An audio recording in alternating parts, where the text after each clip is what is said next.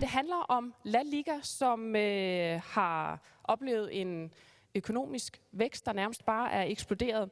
Men La Liga vil I finde ud af er meget andet end Real Madrid, og så selvfølgelig også FC Barcelona.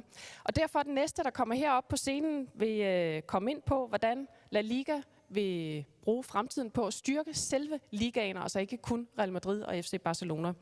Så jeg kan sige directly from the airport, Juan Fuentes Fernandes. Giv ham en stor hånd.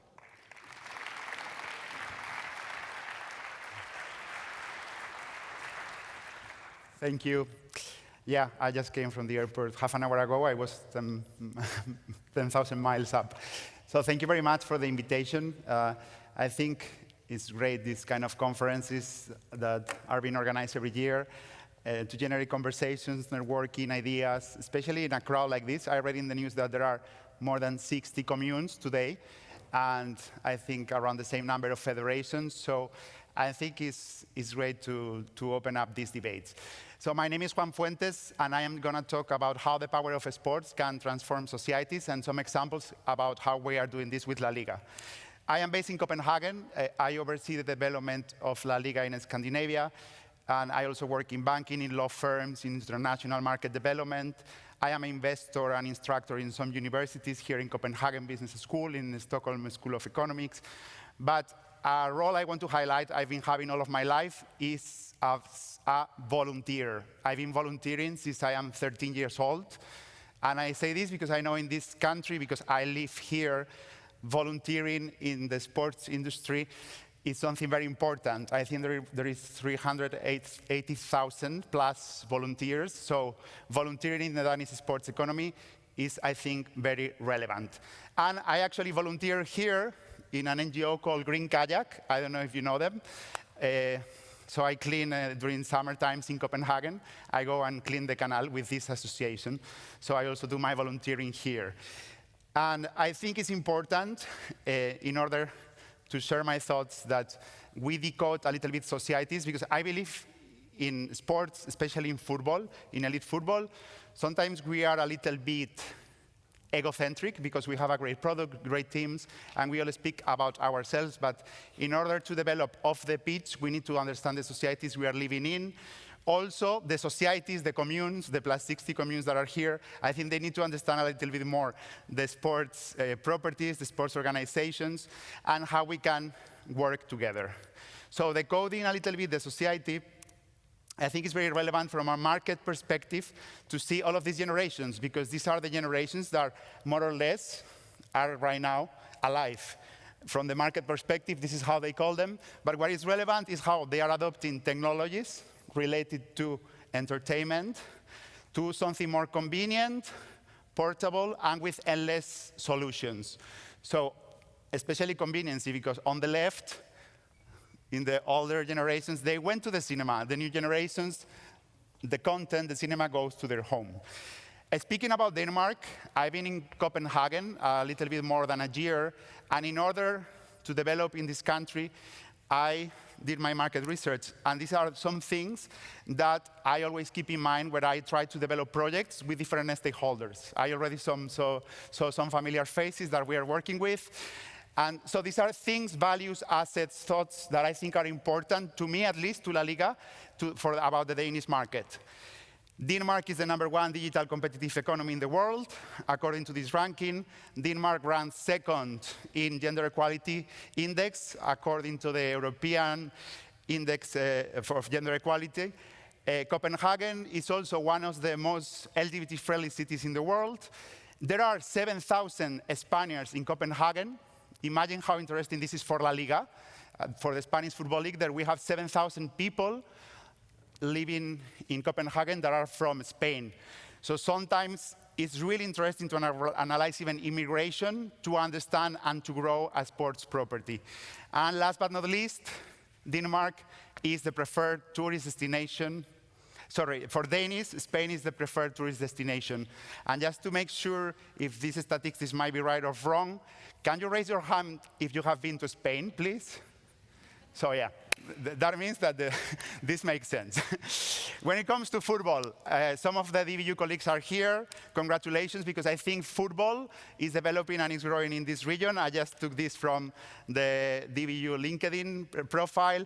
And elite football, DBU is maybe more grassroots football, but elite football is also growing. And I just took this from FCK website. So once we understand the societies, how they work, the Danish society, it's also important for the communes, for the societies to understand what are we asking for, what are the sports properties asking for, what assets do we need from people. And I think there are mainly three. The first one is time. The second is money, of course, because we want to grow our revenues. And the last one is effort. I don't think we should undervalue any of them. Because if you take money aside and you combine time and effort, you got a volunteer. And you all need volunteers. When it comes to time, just to speak a little bit about each asset, I think this is very relevant. And in the new generations and in the new consumer habits in entertainment, we have every time less time, but the entertainment options only rise. So it's important to bear this in mind. And then, of course, the timing. For La Liga, it's not the same how we approach a 7-year-old kid, because he has no purchasing power. But we need to tap on him for him to become a football fan. Why in this age? Because it's been between when you are 7 and 10 that you develop critical thinking, according to Freud. So it's therefore when you decide if you are going to be a Liverpool fan or a Real Madrid fan. And then we go again a little bit farther on the timing, on the lifespan of a person. And there are important timings that we try to tap on. The time when you get a credit card, especially in one of the most digital economies, is the way you can do payments. Later on, when you get independent, because your purchasing power increases. Then when you have children, so you can also tell your children to become football fans. And last but not least, when you are retired and your time is very high, your time available. So this is really important for us in terms of timing.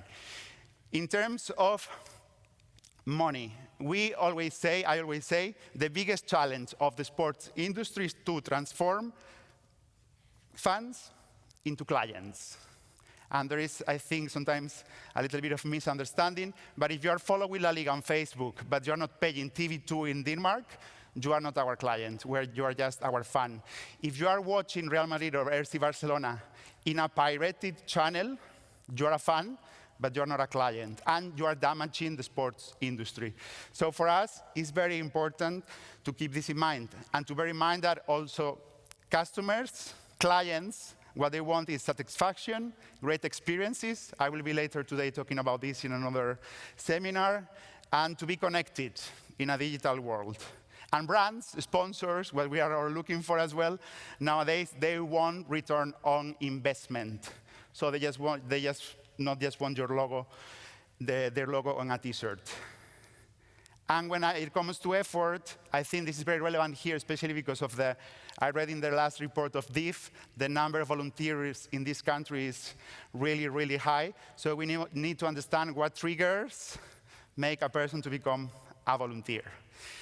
In this context, and this is just about the beginning, sports organizations, one of the challenges I think we have is that we are hybrid. So we sell a lot of things.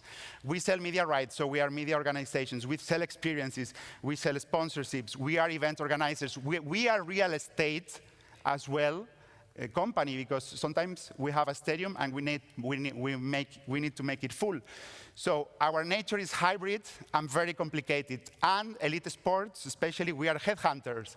We look for the best footballer, and sometimes even the best footballer does not meet our objectives. So it's very complicated for the communes to know that sports properties is really hard. And on the top of this, we have a problem. We have these two things. Sports properties, and now I speak about mine, which is La Liga. And on the left side, we talk about the Agenda 2030.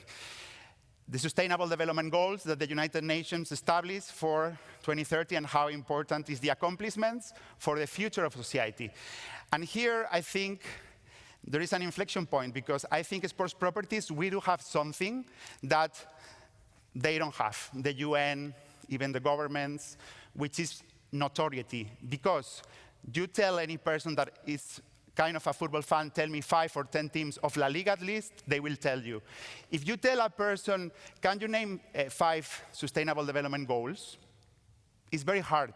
It's very hard. Even if you want to do something and you're doing things for the world and you want to change things, the UN, the Sustainable Development Goals, and I think they lacked, and they were not able to communicate this to the civil society. It's my thought, not my company thought. But therefore, sports properties, we do have a responsibility, because we do have a superpower that they don't have.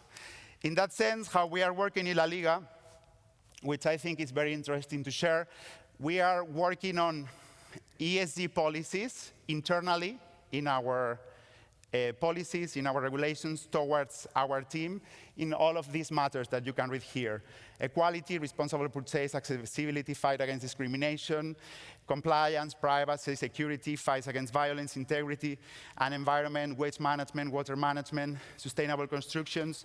And we are also working towards educating our teams in reporting this, because due to European regulations, not only big corporations, but medium and small enterprises, more and more, we are obliged to report this. And we have developed an ESG reporting guide for our clubs, which is available to download here in English if you are interested. And if you later want, I will be happy to share with you the document. But with this, it's not enough, because as I shared before, we have superpowers. We have something that the UN system, they don't have, which is notoriety and awareness. And because I am a superhero geek, I always say, as great superpower comes with great responsibility. So how we go beyond the football pitch, how we go beyond the pitch. And my answer is always together. And now I will share some examples or best practices that I think we are doing or are happening in this market. This is some relevant people that you may know. We work with our players, with our athletes. This was a campaign on the day against racial discrimination. We support other leagues as well, or players. This is the first, one of the first footballers, professional footballers, that came out of the closet. I think he's from Australia or something like this. So we are supporting causes that I think are relevant and that the society must pay attention. And we do this from the HQ, but we do this here as well. This is us, me, La Liga, visiting some months ago to the LGBT football team in Denmark. And I also place this picture of SCK here because how we like to work, we like to see what other organizations or clubs are doing. I think we need to copy-paste each other in things that are being done really good. So actually, when I researched about this team, I realized that FCK already had a kind of a collaboration with them, and we wanted to do the same. In Denmark, we also partnered with a Danish NGO. I think the co-founder, one of the co-founders is here, which is called AIR, and they organized the Global Goals World Cup. Let's see if the video works. This is Global Goals World Cup, an activist soccer tournament. We use the power of sport to connect girls and women around the world to take action on the United Nations 17 global goals. Our teams are motivated by their love for soccer and their desire to change the world. This is not your average World Cup. Sometimes, if you want to change things, you need to change the rules. So we did. Each team decides which global goal to play for. For example, quality education or climate action. To qualify, teams must take action on their global goal before the cup. For example, they could raise money for their local school or arrange a climate demonstration. Therefore, soccer performance alone does not determine who wins the cup. Actions for the global goals and soccer performance are equally important if you want to win. As a partner, sponsor, or player in the Global Goals World Cup, you will be joining a local and global community that is changing lives. And we invite politicians, artists, journalists to celebrate and learn about the actions the teams, partners, and sponsors have taken to help accelerate progress towards the global goals. Within the next 3 years, there will be World Cups on all continents, and every year the winning teams will meet in New York City during the UN General Assembly to compete for the Global Goals World Cup Activist Trophy. We will play until the global goals have been reached. Are you with us? We have partnered with them and we have helped them to implement a league they ran in Jordan last December. We have brought as well a former La Liga player to the event, to the league in Jordan. And I really think collaborations like this are very important, especially with a Danish NGO that try really to raise awareness about this, not only in Denmark, but more even in a global level. And just to end about environment, how we are also helping the Spanish government to raise some awareness. One of the things I like most about football is that if you lose a game, it doesn't matter. The season's long and there's always time to get back on track. But nothing can substitute the Earth, the planet we live on. Climate change is destroying it. And if we lose this game, we'll lose it forever. And you know what? This is the most important game of our lives. We want to play it and we have to win it. La Liga, a brand committed to the sustainable development of the football industry, supports the Madrid Climate Summit from the 2nd to the 13th of December 2019, with the aim of facing an unprecedented challenge for world politics and showing real progress in the economy to comply with the 2030 Agenda. La Liga, with the Climate Summit, we're going to win this game. Up to the right, you see the assets that we have spent as sports property that I commented at the beginning. This was not we gave them to the Spanish government some of the most expensive assets that we give in our sponsorships for free to support this cause. And how we do this in a global level, and this is just to sum up, we collaborate a lot with other sports organizations. And I'm gonna put a video of one of the last videos that I'm gonna put because my time is running, about one event we have done here with DIF Innovation Lab, in order to connect Danish startups with Spanish clubs. And for you to know, this project, now we're going to implement it in the Netherlands, in Singapore with Microsoft. So it was a really best practice that came out from Copenhagen, a collaboration with DIF and La Liga. And that, by the way, you might think about the cost. It was really affordable to do this. So it's not sometimes a matter of big budgets, just a matter of thinking out of the box. Basically, we connected Danish startups, 11 Danish startups that are working in sports, with La Liga teams.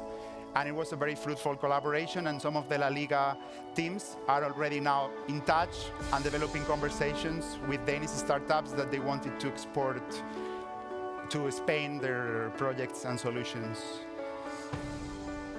I think I will skip the video because I don't have time. More things, how we collaborate with destinations. We try in Spain now, La Liga. We understand how powerful is our tourism. We collaborate with Canary Islands, and this is a campaign I am particularly proud about that is going to be launched in 2 weeks' time, because we are also trying to see triggers of the Nordic people into coming to Spain. So we partner with the team of Canary Islands, and we're going to do this draw, because we understand when winter is coming, a lot of people in this region, they travel to Scandinavia. And just to finalize, and La Liga is also like an open ecosystem. You can collaborate with us in many ways. We are sharing our technology with a lot of sports organizations around the world. So both of our technology and methodology, football methodology, is available. So if any of you is interested, please come to me, because let's start a conversation, because we really collaborate in our technology that does not only apply to football, but to other things with different stakeholders, to other sports. Then with some leagues as well, we have a strong collaboration with the Swedish league. They came to Spain, and now we have a new center where we are hosting teams, leagues, and federations, and this is more related to football. And we are sharing our methodology with coaches that are working in La Liga or for La Liga clubs. And I don't want to extend more myself, because I think time is running.